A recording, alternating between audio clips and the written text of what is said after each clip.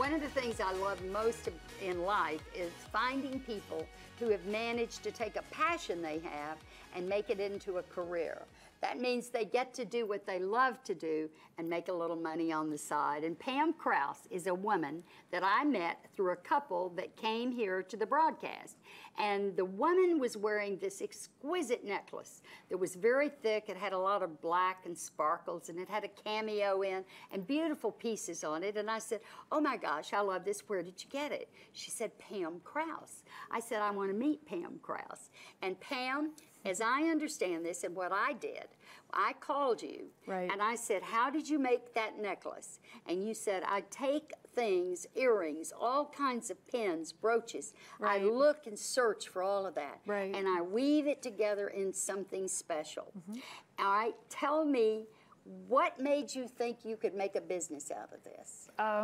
You know, it just happened a little at a time, and God just kept opening doors and doors and doors. I didn't know when I got started. It was all about the passion and what I was doing. And when I started doing this, I couldn't make anything. I had a sales and marketing background, so I just started repairing things, and then I would rip my own jewelry apart and put it back together. And that's how I realized, though, this is pretty easy. And then some of the necklaces that came in didn't fit the different body types. You know, everybody's built differently.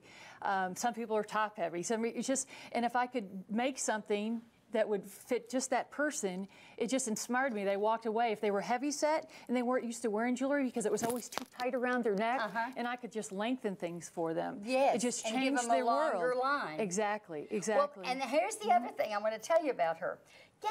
Guess where she displays her jewelry? It's in the tunnels in downtown Dallas. Explain the tunnels. The tunnels, it's like a concourse at the airport, basically, and people come by in their lunch hour, and it's only open till about 3 o'clock. And how do you get into it?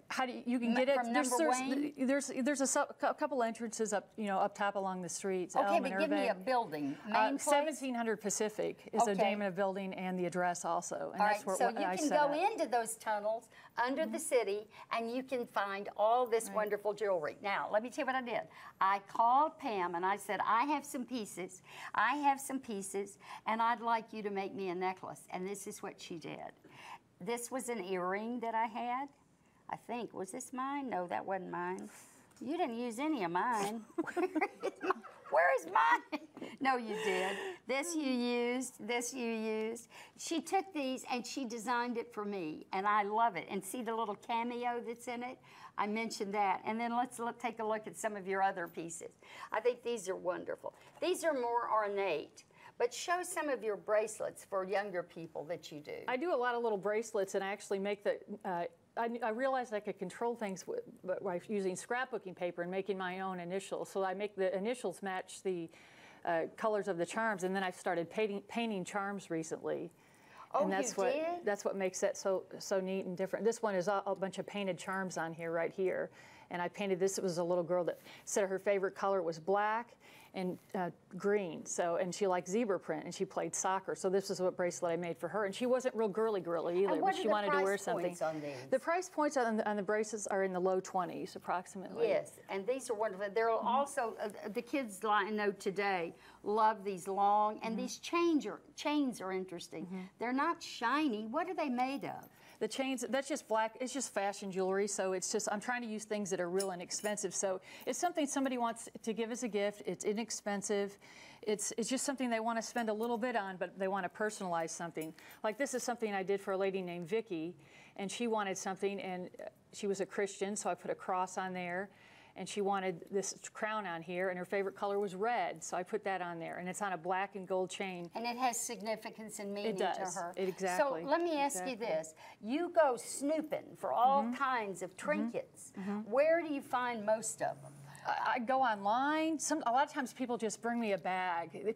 I've trained my customers to know that I rip everything apart, so they start bringing me bags of things. And if I can even use 2 or 3 pieces out of that, I'm thrilled. Yes. And then I just sort it, and then I can recall it in my head at a later date that I might want to use that piece. So is there a motto that you have to tell somebody out there that wants to go into some business of their own? I really just be passionate about what you do. Don't follow the money, follow your heart, and follow your passion. I think the money if it's there for you, we'll follow. Will come. So I'll tell you, I think this is kind of great, and I love the necklace she did for me. I wanted you to know about it, especially I wanted you to know about it if you're somebody that's thought about doing something in your garage or starting a business. Up next, Jordana Brewster and her passion for helping four-legged friends. We'll find out how you can paw it forward too. Be back.